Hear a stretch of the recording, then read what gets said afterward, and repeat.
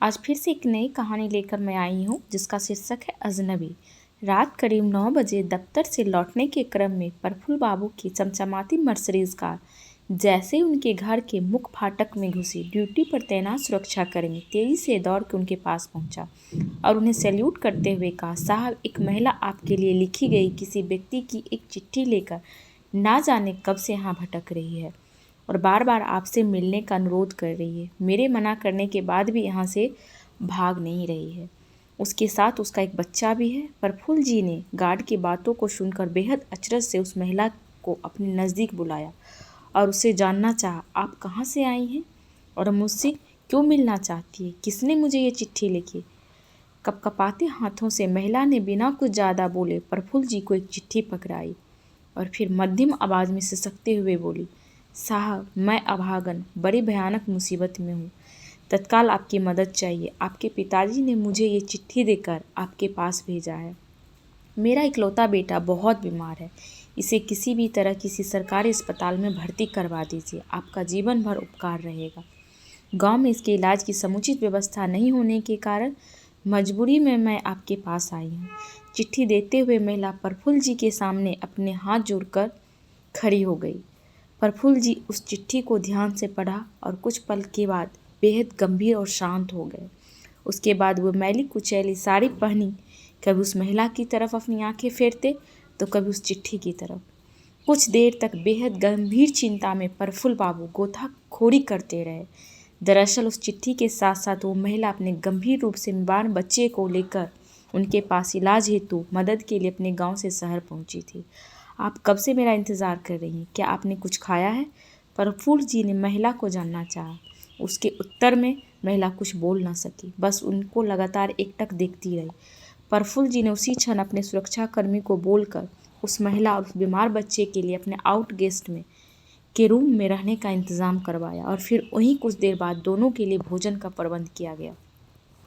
उन दोनों के भोजन करते करते प्रफुल्ल जी फिर अपने मोबाइल फ़ोन से किसी से बात कुछ करते हुए उनके सामने उपस्थित हो गए। महिला ने पुनः उनसे फरियाद करते हुए कहा, साहब, भगवान के लिए मेरी मदद कीजिए। मेरे इकलौते बेटे बच्चे बीमार को किसी सरकारी अस्पताल में भर्ती करवा दीजिए, नहीं तो इसका बचना मुश्किल है। महिला बोलते बोलते उनके पैरों पे गिर पड़ी। अरे माता जी, ऐसा मत कीजिए। आप मेरी माँ समान है। आप चिंता मत कीजिए, सब ठीक हो जाएगा। प्रफुल्ल बाबू ने उसकी हिम्मत बढ़ाई। इतने में रात के बेहद खामोश सन्नाटे को चीरती हुई, हॉर्न बजाती हुई एक दूसरी गाड़ी तेजी से घर के अंदर घुसी और कुछ पल बाद एक डॉक्टर वहाँ उपस्थित हुए। आइए डॉक्टर साहब, ये बच्चा बीमार है, इसको ज़रा बेहद गंभीरता से पड़ताल कर इसका इलाज कीजिए। प्रफुल्ल जी ने कहा। डॉक्टर बाबू ने बिना अपना वक्त गवाए तकरीबन 20 मिनट तक उस बच्चे का गहन निरीक्षण किया और फिर कुछ जांच करने के साथ साथ कुछ दवाइयाँ की पर्ची भी वहाँ खड़े प्रफुल्ल बाबू के हाथों में पकड़ा दी। ये कुछ दवाइयाँ और इंजेक्शन मेडिकल स्टोर से तत्काल मंगवा लीजिए, अभी देने हैं, और मैं अपने साथ जांच के लिए इस बच्चे का रक्त नमूना लेकर जा रहा हूँ। इनकी रिपोर्ट लेकर कल फिर मैं आऊँगा। डॉक्टर ने प्रफुल्ल बाबू से कहा और फिर वहाँ से निकल गए। प्रफुल्ल बाबू ने डॉक्टर की पर्ची और कुछ पैसे अपने ड्राइवर को पकड़ाते हुए उसे तुरंत सारी दवाइयाँ लाने का निर्देश दिया और फिर खुद अपने घर के अंदर जाने के लिए वहाँ से बरामदे की ओर मुड़े। साहब, बस आप मेरे बच्चे को किसी सरकारी अस्पताल में भर्ती करा देते। मैं गरीब कहाँ से दे पाऊँगी इलाज के इतने पैसे? मेरे पास तो रहने खाने के भी पैसे नहीं हैं। महिला गिड़गिड़ाई। माता जी, बस आप निश्चिंत रहें और जाकर आराम करें, रात बहुत हो चुकी है। इतना कहकर प्रफुल्ल बाबू वहाँ से निकल अपने घर के अंदर प्रवेश कर गए। सुबह डॉक्टर बाबू बच्ची के तमाम रिपोर्ट के साथ फिर हाजिर हुए और उसे 1-2 इंजेक्शन तथा कुछ दवाइयाँ दी। अपने दफ्तर जाने से ठीक पहले प्रफुल्ल बाबू ने भी बीमार बच्चे के साथ साथ उस महिला की अच्छी तरह से खैर मकदम लिया और सबको उन दोनों का बेहतर ख्याल रखने के लिए निर्देशित कर वहाँ से निकल गए। प्रफुल्ल बाबू एक निजी दूरसंचार कंपनी में बड़े ओहदे पर कार्यरत थे। डॉक्टर बाबू अब नियमित रूप से आकर उस बच्ची की जांच करते और साथ ही बेहतर ढंग से उसका इलाज भी। प्रफुल्ल बाबू भी सुबह शाम जब भी उनको समय मिलता उन दोनों की खोज खबर ले लेते। महिला जब भी उनको देखती रोते हुए उनके सामने हाथ जोड़कर खड़ी हो जाती। हालांकि प्रफुल्ल बाबू उसको बार बार और लगातार ये ना करने के लिए कहते रहते। दिन बीतने के साथ साथ बच्चों का नियमित रूप से बेहतर इलाज होता रहा। साथ ही रहने खाने का भी भरपूर ख्याल रखा जाता।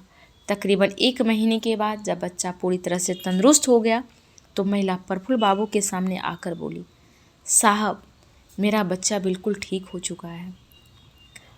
हम अब वापस अपने गांव जाना चाहते हैं। आपने जो मेरे लिए किया उसके लिए मैं जीवन भर आपका और आपके पिता श्रीकांत जी का एहसानमंद रहूंगी। जब वो महिला अपने बच्चे के साथ वहाँ से विदा होने लगी तो प्रफुल्ल बाबू ने कुछ रुपयों के साथ साथ दोनों को नए कपड़े और 2 जोड़ी नए चप्पल उपहार स्वरूप दिए और साथ ही उसे एक चिट्ठी भी देते हुए कहा, इसे उन्हें दे दीजिएगा जिन्होंने आपको यहाँ भेजा था। महिला हाथ जोड़कर कृतज्ञता का भाव प्रकट करते उन्हें लगातार अनगिनत दुआएं देती वहाँ से बढ़ चली। ठीक दूसरे दिन ही अपने गांव पहुंचकर कृष्णकांत जी को वह चिट्ठी देते हुए महिला उनसे प्रफुल्ल जी की बहुत तारीफ करने लगी। बाबा, आपका बेटा तो देवता है, देवता, कितना ख्याल रखा हमारा। ऐसा बेटा किस्मत वाले को नसीब होता है।